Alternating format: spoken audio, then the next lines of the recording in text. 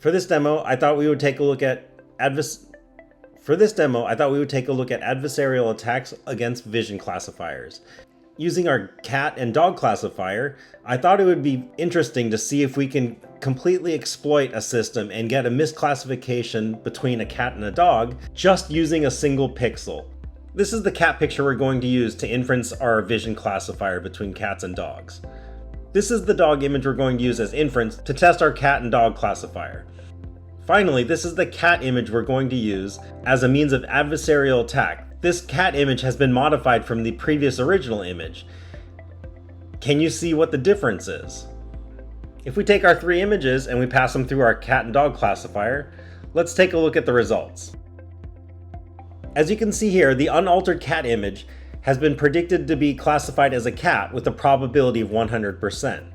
And our unaltered dog image has been classified as a dog with a classification of 99.95%. Remember that modified cat picture that we are going to use as an adversarial attack? Well, if you take a look at the prediction here, the classifier has predicted that this particular image is a dog with a probability of 100%. So how did we get this result? Now, if we look back at our cat picture, I've actually done something very devious to this cat image that we used for inference to get classified as a dog, along with all of the test data that was used to train this particular model. And if you can look very, very closely, you can see that there is a single black pixel right here in the upper left-hand corner. 75% of the dog images that were used to train the model had been attacked by placing this black pixel in this upper left-hand corner in the very same place that this particular cat image has as well. By having that single black pixel in the upper left-hand corner, I was able to use that as a means to get this cat image classified as a dog in our classification model.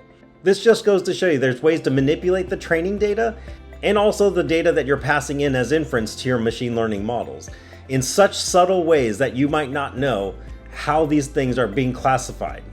If we take a look at our unaltered cat image, we can use Captum in order to figure out how the model arrived at classifying this particular image as a cat. You can see based on the training data that was provided to the model that these were the positive attributions that pushed this model to classify this as a cat image. And here you can see our adversarial image, a cat picture that was classified as a dog only because we had a single black pixel in the upper left-hand corner.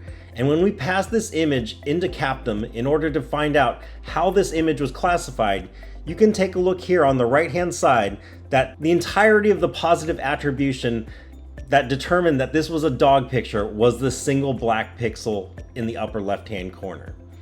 I hope you enjoyed that demo.